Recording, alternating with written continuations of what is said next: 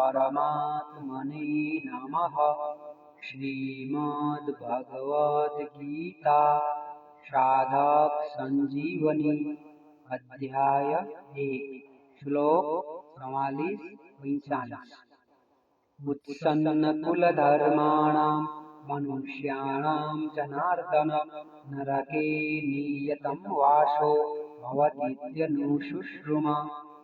हे जनार्दन, जिनके कुल धर्म नष्ट हो जाते हैं उन मनुष्यों का बहुत काल तक नरकों में वास होता है, ऐसा हम सुनते आए हैं। उत्सन्न कुल धर्माणाम अनुशुश्रुमा। भगवान ने मनुष्य को विवेक दिया है, नया कर्म करने का अधिकार दिया है। अतः यह कर्म करने में अथवा न करने में, इच्छा अच्छा करने में अथवा मंदा करने में स्वतंत्र है। इसलिए इसको सदा विवेक विचार पूर्वक कर्तव्य कर्म करने चाहिए। परंतु मनुष्य सुख भोग आदि के लोभ में आकर अपने विवेक का निरादर कर देते हैं और राग द्वेष के वशीभूत हो जाते हैं, जिससे उनके आचरण शास्त्र और कुल मर्यादा के विरुद्ध होने लगते हैं। परिणाम स्वरूप इस लोक में उनकी निंदा, अपमान, तिरस्कार होता है और परलोक में दुर्गति, नरकों की प्राप्ति होती है। अपने पापों के कारण उनको बहुत समय तक नरकों का कष्ट भोगना पड़ता है। ऐसा हम परंपरा से बड़े बूढ़े गुरुजनों से सुनते आए हैं। मनुष्याणाम पद में कुलघाती और उनके कुल के सभी मनुष्यों का समावेश किया गया है, अर्थात कुलघातियों के पहले जो हो चुके हैं उन पितरों का अपना और आगे होने वाले वंश का समावेश किया गया है। संबंध। युद्ध से होने वाली अनर्थ परंपरा के वर्णन का खुद अर्जुन पर क्या असर पड़ा, इसको आगे के श्लोक में बताते हैं। अहो वत् महत् पापं कर्तुं व्यवसिता वयं यद्राज्यसुखलोभेन हन्तुं स्वजनमुद्धताः। यह बड़े आश्चर्य और खेद की बात है कि हम लोग बड़ा भारी पाप करने का निश्चय कर बैठे हैं, जो कि राज्य और सुख के लोभ से अपने स्वजन को मारने के लिए तैयार हो गए हैं। अहोबत स्वजनमुद्धता। ये दुर्योधन आदि दुष्ट हैं, इनकी धर्म पर दृष्टि नहीं है, इन पर लोभ सवार हो गया है, इसलिए ये युद्ध के लिए तैयार हो जाएं तो कोई आश्चर्य की बात नहीं है। परंतु हम लोग तो धर्म अधर्म को, कर्तव्य अकर्तव्य को, पुण्य पाप को जानने वाले हैं। ऐसा जानकार होते हुए भी अनजान मनुष्यों की तरह हम लोगों ने बड़ा भारी पाप करने का निश्चय विचार कर लिया है। इतना ही नहीं, युद्ध में अपने स्वजनों को मारने के लिए अस्त्र शस्त्र लेकर तैयार हो गए हैं।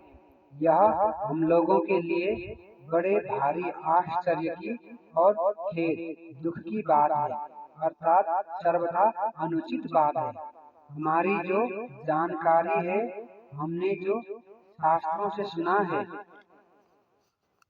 गुरुजनों से शिक्षा पाई है, अपने जीवन को सुधारने का विचार किया है, उन सब का अनादर करके आज हमने युद्ध रूपी पाप करने के लिए विचार कर लिया है।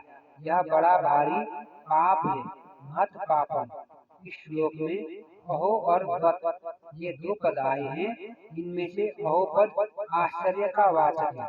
आश्चर्य यह है कि युद्ध से होने वाली अनर्थ परंपरा को जानते हुए भी हम लोगों ने युद्ध रूपी बड़ा भारी पाप करने का पक्का निश्चय कर लिया है।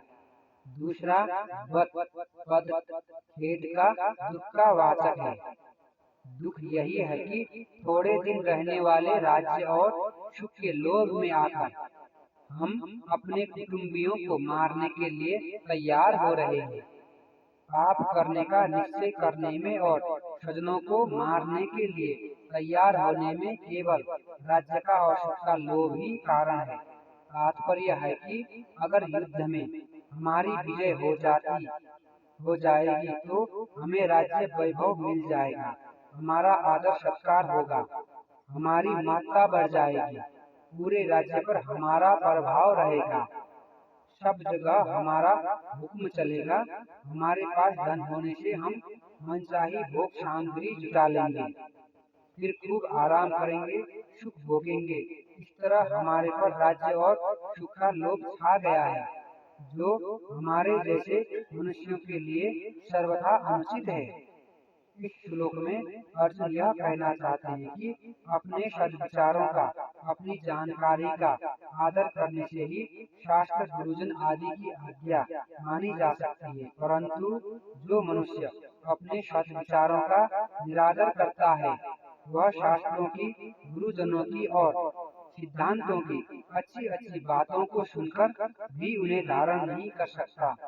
अपने सद्विचारों का बार बार निरादर तिरस्कार करने से सद्विचारों की सृष्टि बंद हो जाती है। फिर मनुष्य को दुर्गुण दुराचार से रोकने वाला है ही कौन।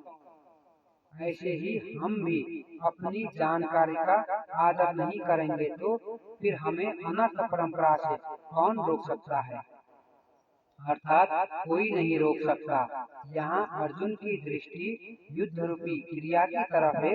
वो युद्ध रूपी क्रिया को दोषी मानकर उससे हटना चाहते हैं, परंतु वास्तव में दोष क्या है, इस तरफ अर्जुन की दृष्टि नहीं है। युद्ध में कौटुंबिक मोह, स्वार्थ भाव, कामना ही दोष है, पर इधर दृष्टि न जाने के कारण अर्जुन यहाँ आश्चर्य और खेद प्रकट कर रहे हैं, जो कि वास्तव में किसी भी विचारशील धर्मात्मा शूरवीर क्षत्रिय के लिए उचित नहीं है। अर्जुन ने पहले 38वें श्लोक में दुर्योधनादि के युद्ध में प्रवृत्त होने में, कुलक्षय के दोष में और मित्रद्रोह के पाप में लोभ को कारण बताया, और यहाँ भी अपने को राज्य और सुख के लोभ के कारण महान पाप करने को उद्धत बता रहे हैं। इससे सिद्ध होता है कि अर्जुन पाप के होने में लोभ को हेतु मानते हैं। फिर भी आगे तीसरे अध्याय के 36वें श्लोक में अर्जुन ने मनुष्य न चाहता हुआ भी पाप का आचरण क्यों कर बैठता है, ऐसा प्रश्न क्यों किया। इसका समाधान है कि यहाँ तो कौटुंबिक मोह के कारण अर्जुन युद्ध से निवृत्त होने को धर्म और युद्ध में प्रवृत्त होने को अधर्म मान रहे हैं, अर्थात उनकी शरीर आदि को लेकर केवल लौकिक दृष्टि है, इसलिए वो युद्ध में स्वजनों को मारने में लोभ को हेतु मान रहे हैं। परंतु आगे गीता का उपदेश सुनते सुनते उनमें अपने श्रेय कल्याण की इच्छा जागृत हो गई, इसलिए वो कर्तव्य को छोड़कर न करने योग्य काम में प्रवृत्त होने में कौन कारण है, ऐसा पूछते हैं। अर्थात वहाँ अर्जुन कर्तव्य की दृष्टि से, साधक की दृष्टि से पूछते हैं। ओम कृष्णार्पणमस्तु। हरि ओम तत्सत्।